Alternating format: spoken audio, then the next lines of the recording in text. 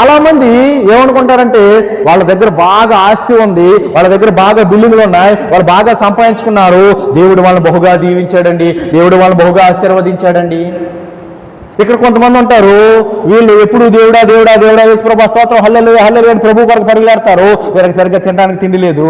వీళ్ళని చూసేమో వీళ్ళ దగ్గర దేవుడు లేడండి, వీళ్ళు ఎప్పుడు దేవుడు దేవుడు అని పండగ తిరుగుతారు, కానీ వీళ్ళ దగ్గర దేవుడు లేడండి. దేవుడు ఉంటే వీళ్ళు ఎందుకు ఇలా ఉంటారు, తినడానికి తిండి లేకుండా అని. వీళ్ళకి బిల్డింగ్లు ఉండాలి కదా, వాళ్ళకి బిల్డింగ్లు ఉన్నాయంటే దేవుడు వాళ్ళతో ఉన్నాడు అని అనుకునే లోకం ఇది.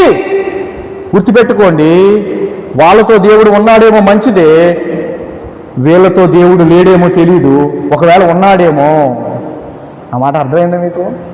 అంటే బాగా భౌతికంగా మనకు కనబడుతున్న అభివృద్ధిని చూసి దేవుడు ఉన్నాడు అని మనం అనుకోవడానికి లేదు.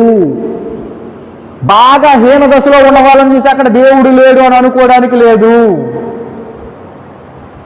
బాగా బిల్డింగ్లు ఉన్నాయి, బాగా ఆస్తులు ఉన్నాయి, దేవుడు లేకపోవచ్చు. సరిగ్గా తినటానికి తిండి లేదు, కట్టుకోవడానికి గుడ్డ లేదు, చిన్న పాక పూరి గుడిసెలో ఉంటున్నారు, వాళ్ళతో దేవుడు ఉండొచ్చు. ఆ మాటలు అర్థమైనాయి మీకు? దేవుని స్తోత్రం చెప్పండి హల్లెలూయా.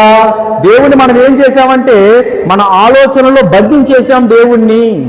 మన ఆలోచనలో దేవుని వాక్యాన్ని బంధించేసి మనకి నచ్చినట్లుగా దేవుడు ఉండాలి అని అనుకుంటాం. కొన్నిసార్లు మనకు నచ్చినట్టుగా దేవుడు ఉండడు, మనకు నచ్చినట్టుగా దేవుడు ఉండడు, మనకు నచ్చినట్టుగా దేవుడు ఉండకూడదు. ఉంటే మనకే ప్రమాదం. దేవుడికి నచ్చినట్లుగా మనం ఉండాలి. దేవునికి స్తోత్రం చెప్పండి హల్లెలూయా. ఇక్కడ గిద్యోను అంటున్నాడు, చిత్తము నా యేలి